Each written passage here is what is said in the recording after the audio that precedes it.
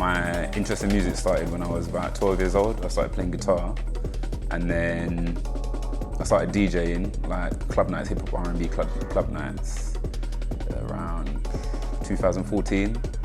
And then Margaret, Sheba Q, she took me to a jungle rave, a jungle jam at the Cause, like December 2019, and I was hooked. So from like that night, I started producing jungle. And then since then, been buying records, DJing, and yeah, just doing a lot more in that scene. I switched off of like hip hop R&B and started just doing everything like rave music. People like know about the music, they're willing to hear music that they've not heard before. Like when I was DJing hip hop R&B parties, like if I played a song that people didn't know, the whole crowd would be into me. Like the dance floor would empty.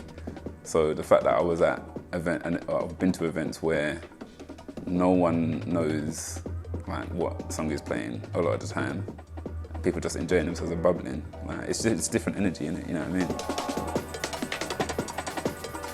So I met Sheba Q at university. We were studying at Queen Mary. We were both on in the engineering school. So I don't remember exactly when I started speaking to her, but I remember we had like common taste in music. I just remember being in the car and like swapping CDs and stuff, because I had like CDs in my car. So I remember giving her like, so we connected over music, early is what I'm saying, basically. We initially like made an EP and we showed Dexter at Different Music. And yeah, the songs were rubbish. Like thinking back now and when I listen back to them now, they were crap.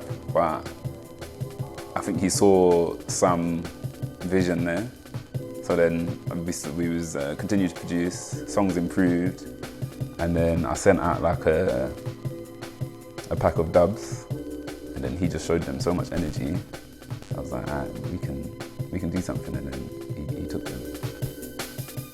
My influences behind my productions and that release probably come from a number of places. Within the rave scene, a lot of like the early stuff, like hardcore.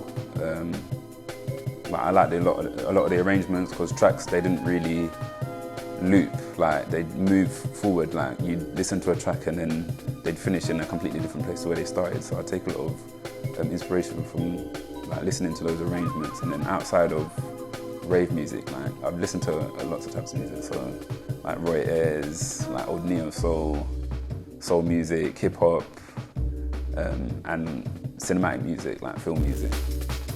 My most underrated producer would probably be Threshold.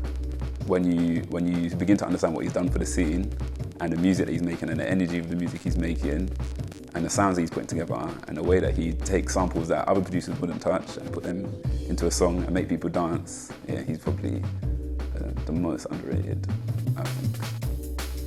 I've got like more than 200 breaks on my laptop, so it's difficult for me to choose. But I guess I'm gonna be cheesy, I'm gonna say the amen, because it's the air in the desk, it's like the little high frequencies, the snare is strong, the kick is like, it knocks you, like it proper pumps you in your chest.